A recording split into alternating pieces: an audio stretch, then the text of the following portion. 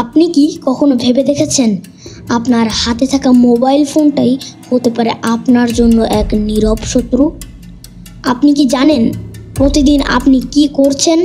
আপনি হয়তো ভাবছেন আপনি স্বাধীন, কিন্তু না, আপনি প্রযুক্তির মায়াজালে বন্দী।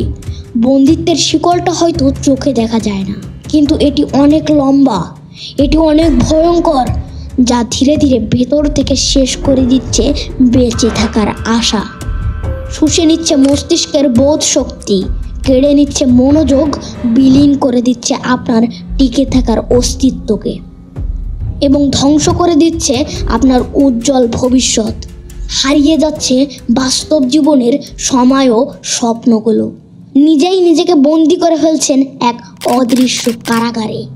আমি বিশ্বের সবচেয়ে বড় তুরস্কের স্লিভরি কারাগার কিংবা যুক্তরাষ্ট্রের রিকার্স আইল্যান্ড কিংবা রাশিয়ার ব্ল্যাক ডলফিন কারাগারের কথা বলছি না। আমি কথা বলছি প্রযুক্তির মোহে আচ্ছন্ন এক জগৎ নিয়ে। আমি তুলে ধরছি ডিজিটাল যুগের সেই অন্ধকার দিক। আমি কথা বলছি সেই প্রযুক্তি নির্ভর বাস্তবতা নিয়ে। আমি কথা বলছি টিকটক, ফেসবুক, ইনস্টাগ্রামের মতো সোশ্যাল মিডিয়া আসক্তি এবং 2017 সালে রিলিজ হওয়া ভয়ঙ্কর গেম ফ্রি ফায়ার ও পাবজির মতো অ্যাডিকশন নিয়ে। যে অ্যাডিকশন আপনাকে দিন দিন টেনে নিচ্ছে এক অন্ধকার কুঠরিতে, বিচ্যুত করে ফেলছে সমাজ, ফ্যামিলি, এমনকি প্রিয়জন থেকে। ভবিষ্যৎ প্রজন্ম হচ্ছে ধ্বংস। এক ভয়ঙ্কর ভার্চুয়াল কারাগার, যে কারাগার থেকে মুক্তি পাওয়া প্রায় অসম্ভব। 90 দশকের শেষের দিকে ভার্চুয়াল প্রযুক্তির সূচনা হয়, তবে 2007 সালে আইফোন এবং টাচ স্ক্রিন স্মার্টফোনের উদ্ভাবনে এর পূর্ণতা পায় সারা বিশ্বজুড়ে। স্মার্টফোন এবং ইন্টারনেট প্রযুক্তি তখন মানুষের দৈনন্দিন জীবনের অবিচ্ছেদ্য অংশ হয়ে ওঠে। Facebook, Twitter, Instagram, TikTok, PUBG ও ফ্রি ফায়ারের মতো গেমগুলো দ্রুত জনপ্রিয়তা লাভ করে, যার ফলে ডিজিটাল আসক্তি ও ভার্চুয়াল নির্ভরতার সমস্যা বেড়ে যায়। 2000 সালের পর থেকে ডিজিটাল বিপ্লব সবার জীবনে গভীরভাবে প্রবেশ করতে শুরু করে, আর সেখান থেকেই শুরু হয় ডিজিটাল যুগের অন্ধকার দিক। একে একে অনেকেই বন্দী হতে থাকে বিনোদন নামক ভার্চুয়াল প্রিজনের অদৃশ্য শিকলে। এটা শুধুই বিনোদন নয়, এখন এটা এক গভীর সাইকোলজিক্যাল ফাঁদ। একসময় আমরা মোবাইল ব্যবহার করতাম শুধু প্রয়োজনীয় কাজে, কিন্তু এখন মোবাইলে আমাদেরকে চাকর হিসাবে ব্যবহার করছে। ধরুন এক কিশোর প্রতিদিন গড়ে 6 ঘন্টা মোবাইল ব্যবহার করছে। শুনতে সাধারণ মনে হলেও যদি এই 6 ঘন্টার 80% সোশ্যাল মিডিয়া বা গেমিংয়ে চলে যায়, তবে সেখানে অনেক কিছু ভাবনার বিষয় আছে।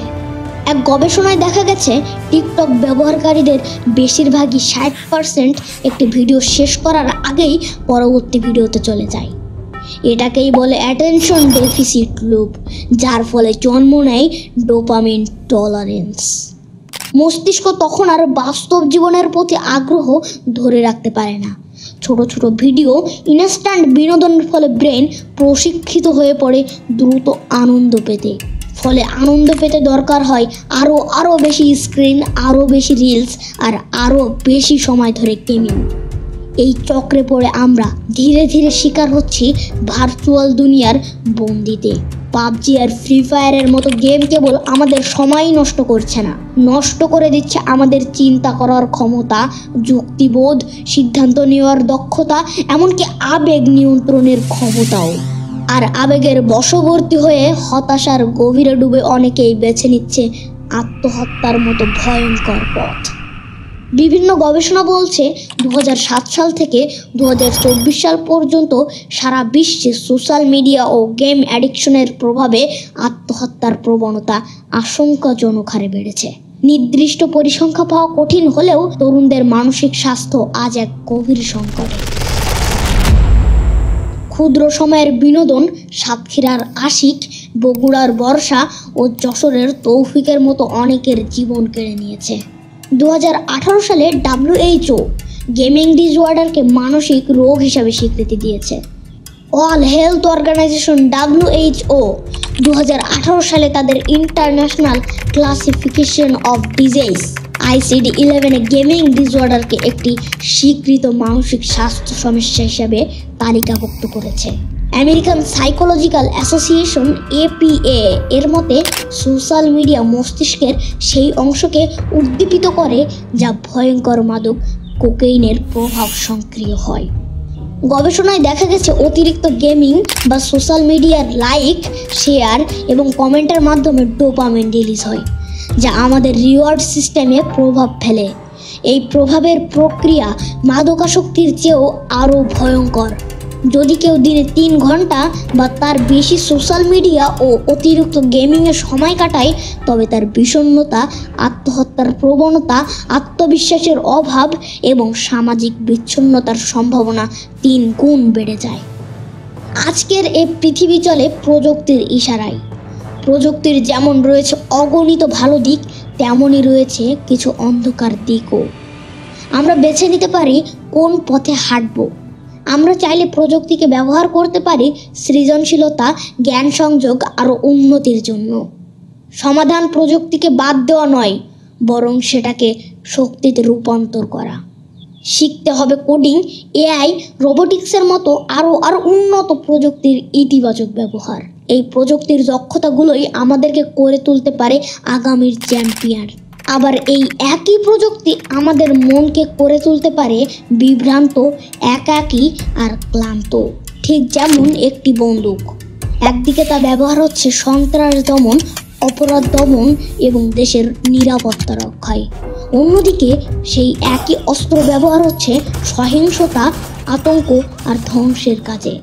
অস্ত্র বদলায় না, বদলায় ব্যবহারকারীর উদ্দেশ্য। ঠিক তেমনই সোশ্যাল মিডিয়া বা ডিজিটাল প্রযুক্তিও হয়ে উঠতে পারে উন্নয়নের হাতিয়ার অথবা ধ্বংসের হাতছানি। নির্ভর করে আমরা কিভাবে সেটাকে বেছে নিচ্ছি, কিভাবে ব্যবহার করছি।